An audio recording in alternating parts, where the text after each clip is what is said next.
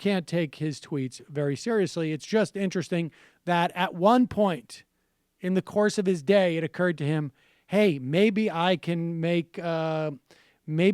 shake the Freedom Caucus. Now, he's blaming the Freedom Caucus for not signing on to the healthcare legislation that Paul Ryan was pushing. And you could think that maybe his strategy is to make common cause with Democrats, but he can't do anything without the Freedom Caucus. There's too many of them.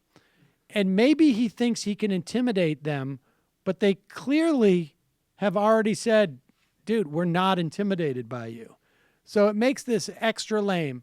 But what I enjoyed was watching Sean Hannity stuck in the middle of this love triangle. Very difficult. And he's going to have to do some bullet points here because he's treading so lightly. Here's Sean Hannity responding to the president's tweet.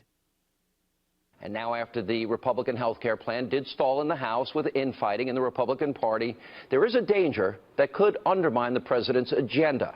Now, earlier today, the president tweeted, quote, "The Freedom Caucus will hurt the entire Republican agenda. If they don't get on the team and fast, we must fight them and Dems in 2018.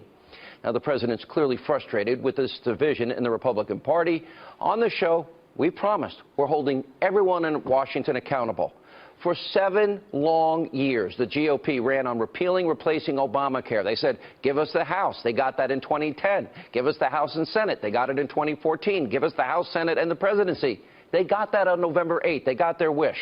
Now, in my opinion, it's not the Freedom Caucus that's responsible for the GOP failure, in this case, to repeal and replace Obamacare. Now, this legislation was flawed from the beginning. It was created behind closed doors. Not one single member saw the bill until it was rolled out. Pause it for one second. I want you to notice something. Just scroll it back a little bit, right?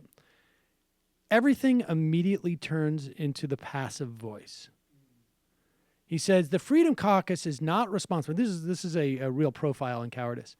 The Freedom Caucus is not responsible for the failure of this bill. And then everything about the bill is in the passive voice. The bill was created in the dark. It was a flawed bill, as if like this bill just sort of parachuted into the House by itself. Continue. Now, this legislation was flawed from the beginning. It was created behind closed doors. Not one single member saw the bill until it was rolled out, and that made it a disaster.